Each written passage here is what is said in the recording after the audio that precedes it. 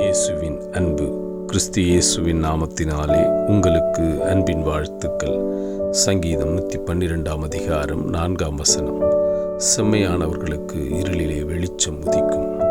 அவன் இரக்கமும் மன உருக்கமும் நீதியும் உள்ளவன். அம்பிரியமானவர்களே, வேதம் சொல்லுகிறது, யார் நீதியும் மன உருக்கமும் இரக்கமும் உள்ளவன் என்றால் செம்மையானவன்.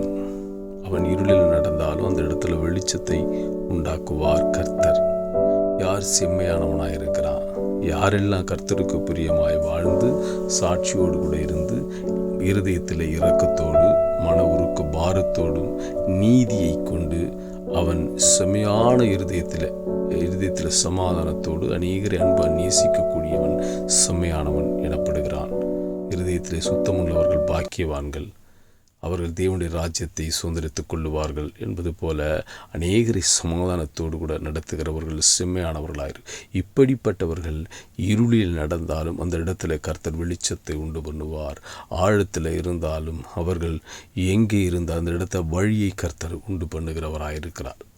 அப்போ தேவனுக்கு பிரியமாய் வாழ்ந்து நாம் எல்லோரிடம் சமாதானத்தோடு செம்மையான போதும் என்ற திருப்தியோடு மனரமியமாய் இருக்கிற உன்னை கர்த்தர் உயர்த்தி ஆசீர்வதிப்பார்.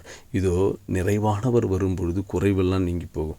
இதோ வெளிச்சம் ஒரு இடத்துல வருது என்றால் இருள் அந்த இடத்துல மறைந்து போகும். அப்போ உங்களை கொண்டு நீங்கள் ஒரு இடத்துல செல்வீர்கள், அந்த இடத்துல அங்கே வழி பிறக்கும், சமாதானம் பிறக்கும். அப்போது இருளில் இருக்கிறவரெல்லாம் வெளிச்சத்தை காண்பார்கள். கர்த்தருக்கு பிரியமாய் இப்படி நடக்கிறவர்களை கொண்டு கர்த்தர் வெளிச்சத்தை உண்டு பண்ணுவார். உங்களை கொண்டு கர்த்தர் உயர்த்தி ஆசீர்வதிப்பார். ஆமேன்.